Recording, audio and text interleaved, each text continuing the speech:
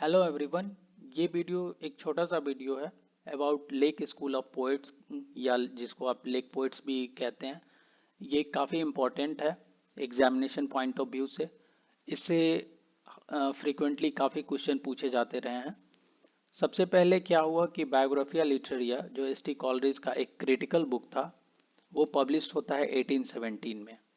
और इस बुक का रिव्यू होता है अगस्त 1817 में फ्रांसिस जैफरी के द्वारा, जो कि एक रिव्यूअर रहते हैं।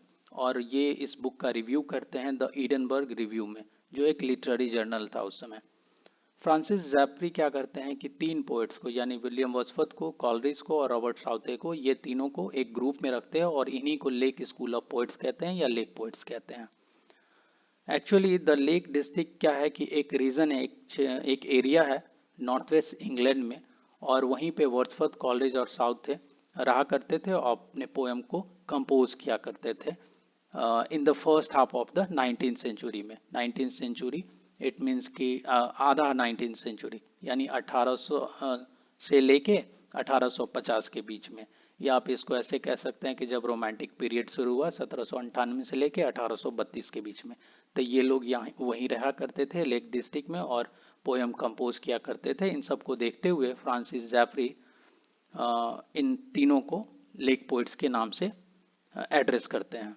The lake poets were also connected to other romantic figures like Dorothy, Charles Lamb, Thomas De Quincey and many more. Lake poet से और भी लोग कनेक्टेड थे, जैसे डोरथी जो कि सिस्टर थी वर्ड्सवर्थ की, और चार्ल्स लैम्ब, थॉमस डिक्वेंसे, ये सब एसेइस्ट थे और ये सब कनेक्टेड थे लेक पोइट से। The lake poets are also known as bard of lake. Bard मतलब होता है पोइट्स, तो लेक पोइट को बार्ड ऑफ लेक भी कहा जाता है। They are considered to the part of the romantic movement in England, और इन सब को रोमांटिक मूवमेंट का एक पार्ट समझा जाता है इन सारे पोइट्स को। They are best remembered for the poem related to natural imagery. In spite of all this they did not follow a single और स्कूल ऑफ थॉट। ऐसा कहा जाता है कि ये सब ऐसा क्या ये चीज़ एक्चुअल में है कि ये लोग नेचुरल सीन का अपने पोएम में डिस्क्रिप्शन देते हैं, लेकिन फिर भी ऐसा कहा जाता है कि हाँ ये सब सारा क्वालिटी तो था ही कि नेचुरल सराउंडिंग्स का डिस्क्रिप्शन करना है, कॉमन लोगों के बारे में बात करना है, कॉमन लैंग्वेज का यूज़ करना है, ये सब था।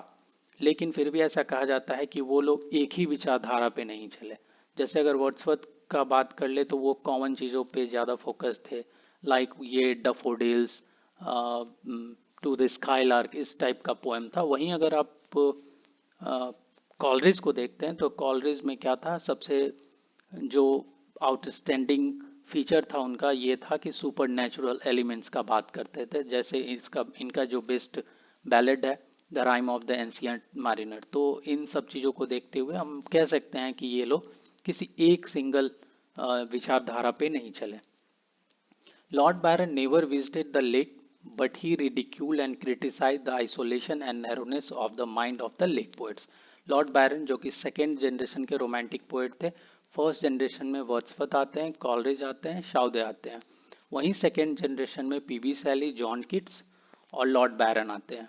तो लॉर्ड बायरन कभी लेक डिस्ट्रिक्ट विजिट नहीं किए, लेकिन ये लेक पोइट जो भी थे लाइक वर्ड्सवर्थ, शाउदे, कॉलरिज, इन सबको ये रिडिक्यूल किए, मजाक उड़ाए और क्रिटिसाइज किए। इनके हिसाब से ये लोग इनका माइंड क्या था, संकुचित था, नैरो था। ये लोग केवल एक ही बार एक ही टाइप का पोएम कंपोज करते थे, एक ही सब्जेक्ट से रिलेटेड। तो इस कारण लॉर्ड बायरन इनको रिडिक्यूल करते हैं और क्रिटिसाइज करते हैं। टॉमस डिक्वेंसे जो कि एक इंग्लिश एसेइस्ट थे और लिटरेरी क्रिटिक भी थे, काफ़ी ये फेमस लिटरेरी क्रिटिक थे। और इनका एक फेमस एसे है knocking at the door of Macbeth.